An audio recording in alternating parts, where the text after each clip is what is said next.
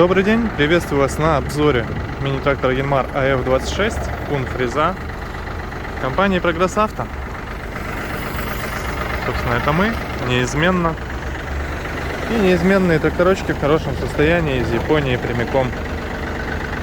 Собственно, Янмарчик АФ-26, напомню, в прекрасном состоянии.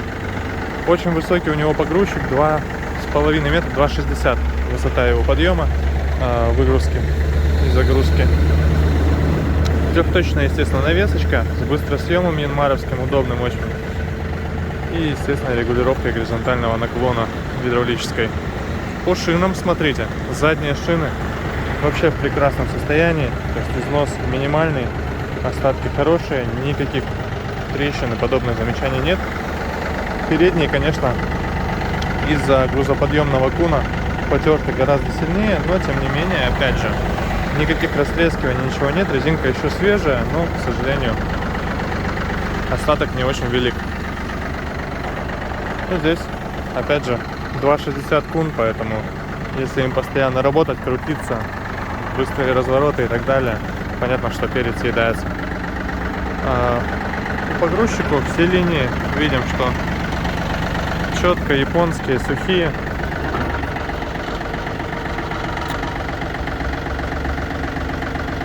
Цилиндры, естественно, без лишнего коррозии, без каких-либо других замечаний. А здесь все в пределах разумного. Ну и вот, собственно, смотрите на высоту этого подъема. То есть он поднимает чуть ли не на 2 своих высоты, грубо говоря, по крыше.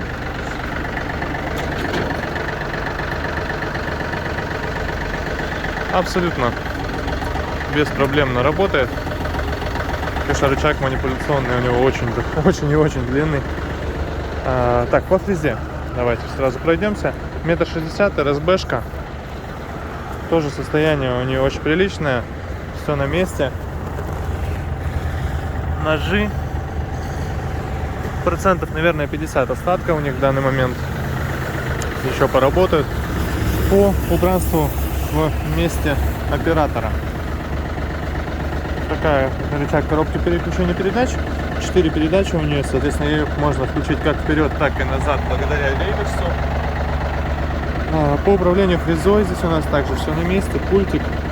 Я сейчас бы не сломать это все дело, потому что, конечно, на холоде пластик щелкает только так. Но, тем не менее, удалось аккуратненько открыть. Пойдемте с другой стороны, обойду, покажу по пониженным, повышенным передачам на коробке. Вот такая у нас картина здесь. Соответственно, 4 ряда. Вал отбора мощности также 4 передачи вперед, 1 назад. Ну, естественно, включаемый полный привод и задняя блокировка присутствует. Наработка совсем небольшая, около 400 часов, 367 видим мы. Естественно, включен полный привод, который отключается, как я уже сказал, с рычажка. И вот такая история у нас с трактором. Давайте сразу гидроусилитель проверим также.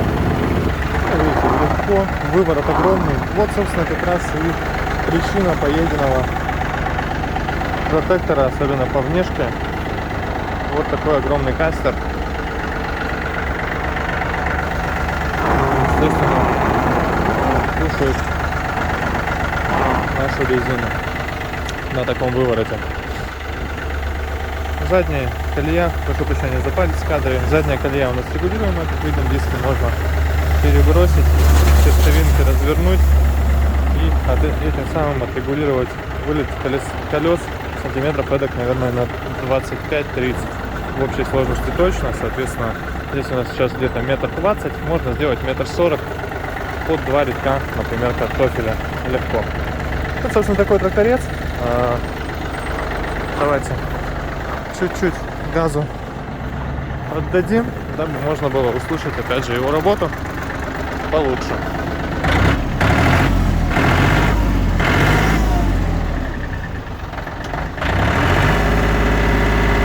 Видно пар, дыма нет, ничего, естественно, подобного не наблюдается.